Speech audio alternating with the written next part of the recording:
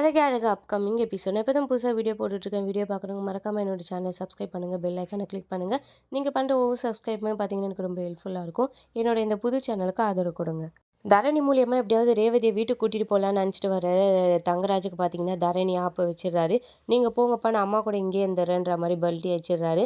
உடனே தங்கராஜ் என்ன பண்ணுறதுன்னு தெரியாமல் பார்த்தீங்கன்னா அவரே எப்படியாவது இன்றைக்கி ரேவதியை கூட்டிகிட்டு போகணும்னு சொல்லிட்டு பார்த்தீங்கன்னா அவரோட ஆக்டிங் ஆரம்பிச்சிடுறாரு.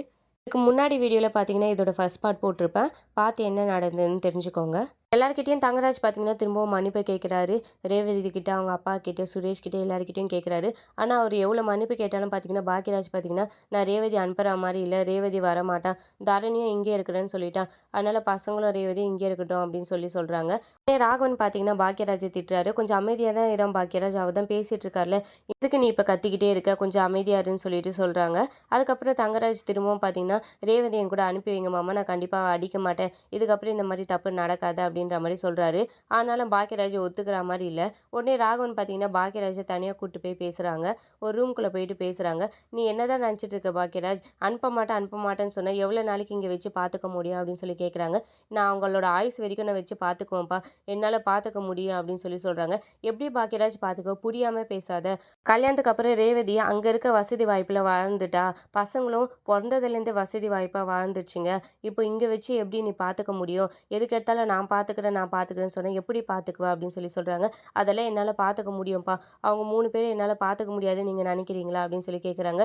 பார்த்துக்குவேன், ஆனால் அவங்களோட வசதி வாய்ப்புக்கு ஏற்ற மாதிரி நம்மளால் பார்த்துக்க முடியுமா, நம்மளே இருக்கிற ரூமில் எல்லாரும் அட்ஜஸ்ட் பண்ணி இருக்கோம், இப்போ ரேவதி வந்ததுலேருந்து நீயே அவங்கள உன் ரூமில் படுத்துக்க சொல்லிட்டு ஹாலில் தான் படுத்துட்ருக்க, இது மாதிரி எவ்வளோ நாளைக்கு உன்னால் படுக்க முடியும் அப்படின்னு சொல்லி பார்த்தீங்கன்னா திட்டிகிட்டு இருக்காரு. ஆனாலும் பாக்கியராஜ் பார்த்தீங்கன்னா அதெல்லாம் பார்த்துக்கலாம்ப்பா, அதெல்லாம் ஒன்றும் பெரிய பிரச்சனை இல்லை, நான் பார்த்துக்குவேன் அப்படின்னு சொல்கிறாரு. என்ன தான் பாக்கியராஜ் நீ நினச்சிட்டு பேசுகிற, இன்னமும் உனக்கு புரியலையா, ஏதோ குழந்தைங்க அடம் பிடிச்சி பேசுகிற மாதிரி பேசிகிட்டு இருக்க, எவ்வளோ நாளைக்கு தான் நீ பார்த்துக்க முடியும், 3 பசங்களையும் உன்னால் படிக்க வச்சிட முடியுமா, அந்த பசங்களுக்கு தேவையான எல்லா விஷயங்களும் உன்னால் செஞ்சுட்ட முடியுமா, இந்த பாரு இப்போ ரேவதி பேரில் இடம் வாங்குறேன்னு சொல்கிறாரு, ரிஜிஸ்ட்ரேஷன் இருக்குன்னு சொல்கிறாரு, அவள் இங்கே இருந்தால் எப்படி அப்படின்னு சொல்லி கேட்குறாங்க. அதெல்லாம் ட்ராமாப்பா, அந்த ஆள் நடிக்கிறாரு, அவர் பொய் சொல்கிறாரு அப்படின்னு சொல்கிறாங்க.